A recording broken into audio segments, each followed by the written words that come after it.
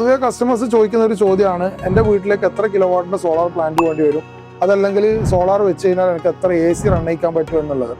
ഇതിൽ നമ്മൾ മനസ്സിലാക്കേണ്ട ഒരു കാര്യം, നമ്മളൊരു ഓൺ ഗ്രിഡ് സോളാർ പ്ലാന്റ് വെക്കുമ്പോൾ അതിൻ്റെ ഡിസൈനിങ് എങ്ങനെയാണെന്ന് വെച്ചാൽ നമ്മുടെ കൺസെപ്ഷൻ എത്രയാണോ അതനുസരിച്ചായിരിക്കും നമ്മുടെ conception. For example, 1 kilo watt solar plant നമ്മുടെ വീട്ടിൽ നമ്മൾ ഇൻസ്റ്റാൾ ചെയ്ത് കഴിഞ്ഞാൽ ഒരു ദിവസം 4 യൂണിറ്റുകളാണ് ആവറേജ് അത് ഉൽപ്പാദിപ്പിക്കുക.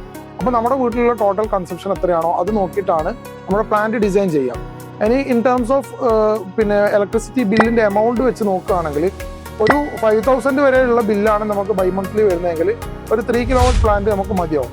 ഇനി ഇൻ ബിറ്റ്വീൻ 5000 ആൻഡ് 10,000 ആണ് നമ്മുടെ ബില്ല് വരുന്നതെങ്കിൽ നമുക്കൊരു 5 കിലോ വാട്ട് പ്ലാന്റ് ആണ് റെക്കമെൻഡഡ്.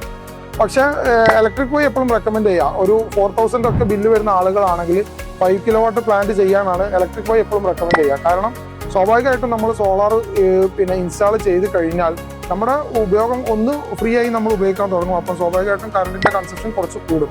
അപ്പം ഭാവിയിൽ ഒരു ഹൈ എനർജി കൺസപ്ഷൻ വരാനുള്ള സാധ്യത കൂടി നമ്മൾ കണക്കിലെടുത്തുകൊണ്ട് എപ്പോഴും ഒരു ഹയർ പ്ലാന്റ് ആണ് നമ്മൾ സജസ്റ്റ് ചെയ്യുക.